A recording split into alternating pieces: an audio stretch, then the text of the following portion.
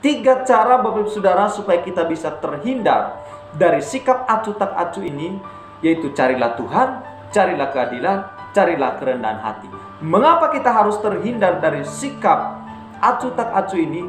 Karena sikap acuh tak acuh mendatangkan murka Allah. Lalu yang kedua, merusak hubungan kita antara sesama manusia dan juga merusak hubungan kita antara kita dengan Tuhan.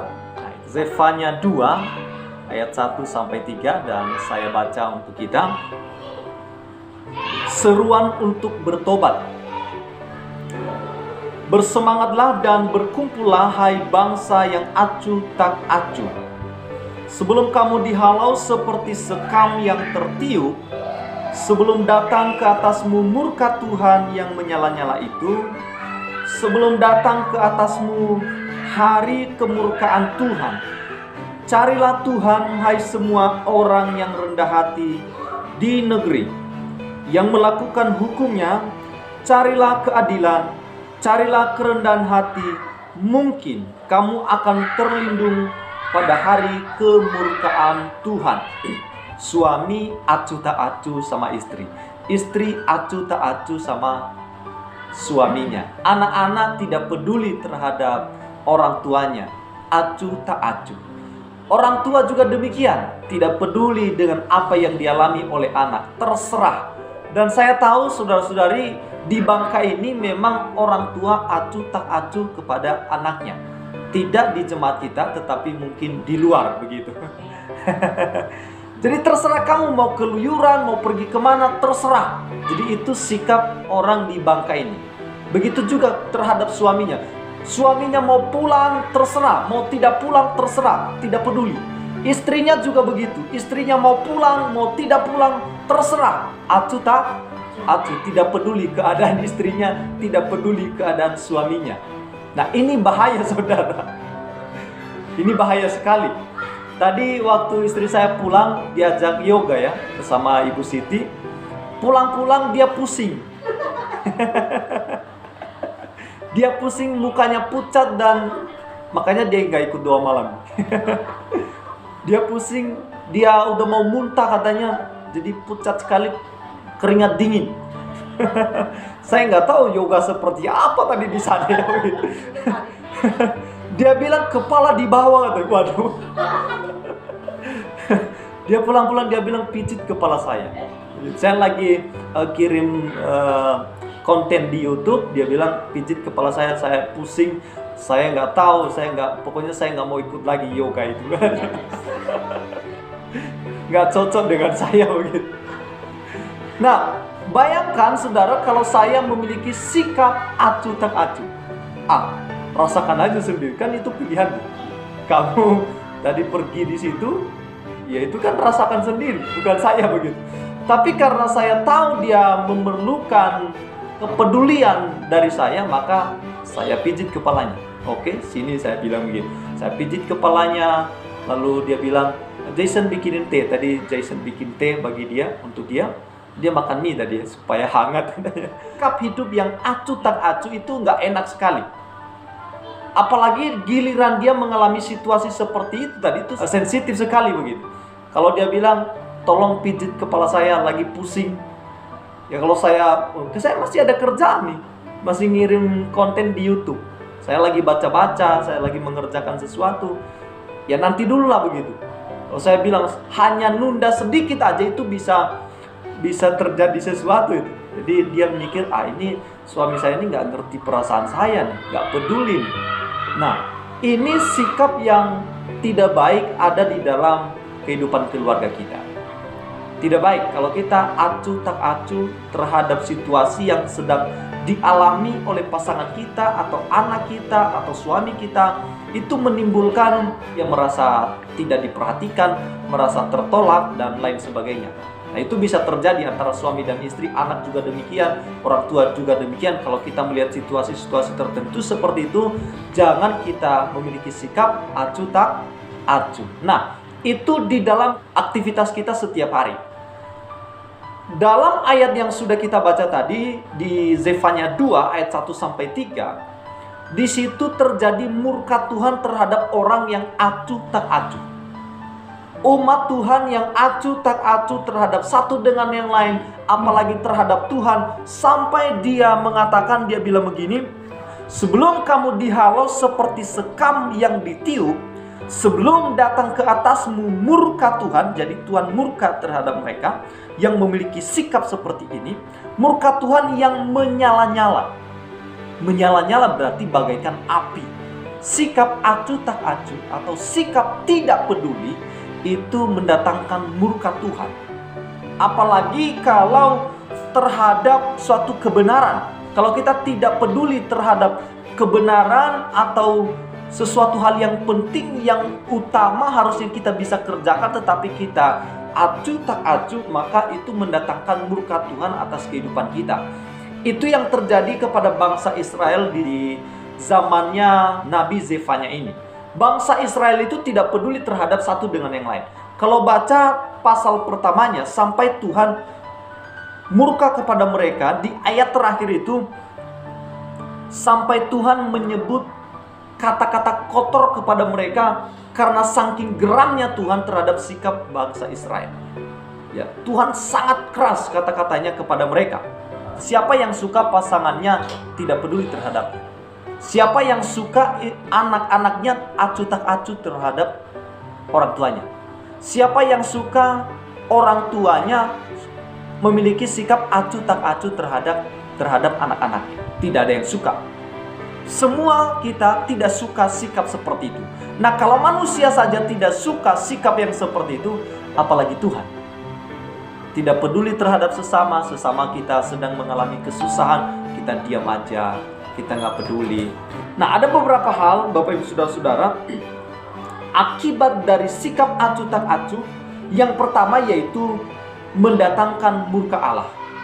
Jadi kalau kita memiliki sikap acuh tak acuh, itu mendatangkan murka Allah. Kenapa demikian? Karena Tuhan menciptakan manusia ini sebagai makhluk sosial. Jadi harus peduli satu dengan yang lain. Makanya Tuhan marah, murka terhadap orang yang tidak peduli satu dengan yang lain. Kalau hanya peduli terhadap dirinya sendiri, Tuhan murka terhadap mereka. Kenapa? Apa alasannya? Karena Tuhan menciptakan manusia sebagai makhluk sosial. Jadi kalau melanggar itu, Tuhan murka terhadap manusia yang acuh tak acuh terhadap satu dengan yang lain. Lalu karena Tuhan telah mencurahkan kasih-Nya kepada umat-Nya, dan kasih itu harus disalurkan. Jadi kita telah menerima anugerah Tuhan, keselamatan yang daripada Tuhan.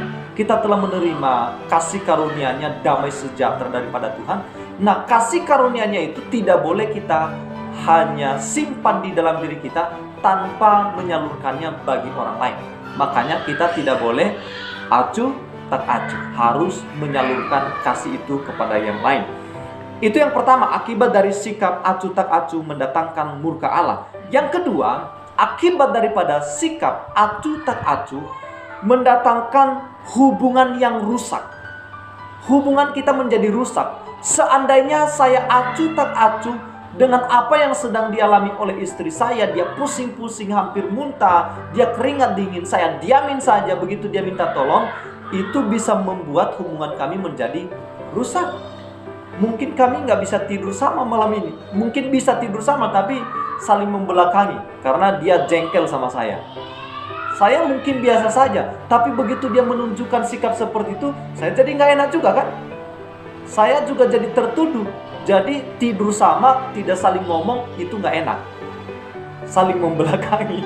Nah, itu tidak enak. Nah, merusak hubungan. Itu baru antara suami dengan istri. Belum lagi hubungan kita dengan Tuhan.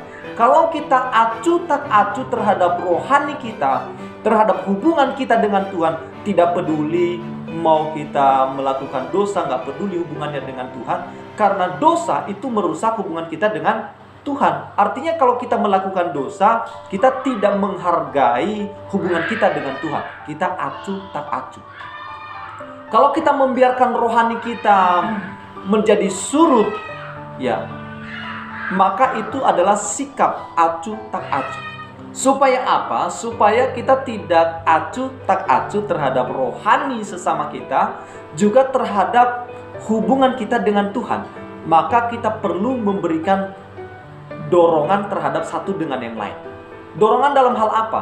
Kalau lihat teman kita sudah melakukan ibadah harian dengan memberikan akuntabilitas itu laporan, dengan dia memberikan laporan itu sama artinya telah memberikan motivasi terhadap yang lain. Dia, orang yang melihat itu, oh ternyata bukan hanya saya yang melakukannya, ada banyak yang lain yang melakukannya. Tapi kalau dia yang melakukannya hanya sendirian, kita acuh tak acuh semuanya, nah dia bilang, yang lain aja nggak melakukannya, ya udah kita berhenti aja. Jadi kita menjadi batu sandungan bagi mereka hanya gara-gara kita tidak melakukan ibadah harian. Maka saya dorong kita lagi, anak-anak remaja, anak-anak pemuda, mari kita jadi berkat antara satu dengan yang lain. Jangan jadi memiliki sikap acuh tak acuh. Harus peduli satu dengan yang lain. Peduli terhadap satu dengan yang lain dengan memberikan semangat kepada mereka, juga peduli terhadap rohani kita. Karena ini menolong kita memiliki hubungan yang dekat dengan Tuhan. Nah, itu kalau kita memiliki sikap acuh tak acuh, merusak hubungan kita dengan Tuhan. Nah, sekarang Bapak Ibu Saudara-saudari, bagaimana cara menghindari sikap acuh tak acuh? Gimana caranya? Kalau tadi akibat kalau kita memiliki sikap acuh tak acuh, sekarang bagaimana cara menghindari sikap acuh tak acuh? Di dalam Zefanya 2 ayat 3 tadi, di sana kita menemukan formulanya, ada tipsnya. Di sana dikatakan, carilah Tuhan hai semua orang yang rendah hati di negeri, yang melakukan hukumnya, carilah keadilan, carilah kerendahan hati, mungkin kamu akan terlindung pada hari kemurkaan Tuhan. Jadi yang pertama Bapak Ibu Saudara, bagaimana cara menghindari sikap acuh tak acuh? Carilah Tuhan. Amin. Itu cara yang pertama, carilah Tuhan. Mengapa dengan mencari Tuhan kita dapat terhindar dari sikap acuh tak acuh? Karena orang yang mencari Tuhan adalah orang yang mencari kebenaran. Jadi kalau dia sudah hidup dalam kebenaran, tidak mungkin memiliki sikap hidup acuh tak acuh. Jadi carilah Tuhan. Kalau sudah menemukan Tuhan, kita sudah mencari Tuhan, maka kita terhindar dari sikap apa? Acuh tak acuh. Yang kedua Bapak Ibu Saudara, bagaimana sikap menghindari sikap acuh tak acuh? Yaitu carilah keadilan. Ya, berdasarkan Zefanya 2 ayat 3 itu. Mengapa dengan mencari keadilan dapat menghindari kita dari sikap acuh tak acuh? Karena ketika seseorang memiliki pribadi yang adil, maka ia akan peduli terhadap sesamanya. Lalu ia akan mementingkan kepentingan banyak orang dibandingkan dengan kepentingan dirinya sendiri. Makanya kita perlu mencari apa? Keadilan. Ya, kita harus menjadi pribadi yang adil. Jadi kalau kita sudah menjadi pribadi yang adil, maka kita terhindar dari sikap acuh tak acuh. Yang ketiga Bapak Saudara-saudari, bagaimana cara menghindari sikap acuh tak acuh? Yaitu carilah kerendahan hati. Mengapa dengan mencari kerendahan hati dapat menghindari kita dari sikap acuh tak acuh? Karena orang yang rendah hati memandang orang lain sama berharganya dengan dirinya, sehingga ia akan peduli seperti ia peduli terhadap dirinya sendiri.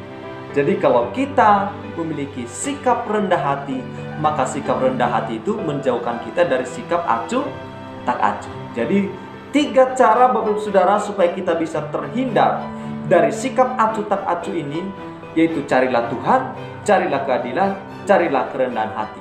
Mengapa kita harus terhindar dari sikap acuh tak acuh ini? Karena sikap acuh tak acuh mendatangkan murka Allah. Lalu yang kedua, merusak hubungan kita antara sesama manusia dan juga merusak hubungan kita antara kita dengan Tuhan. Nah, itu saja yang menjadi kebenaran firman Tuhan pada malam hari ini.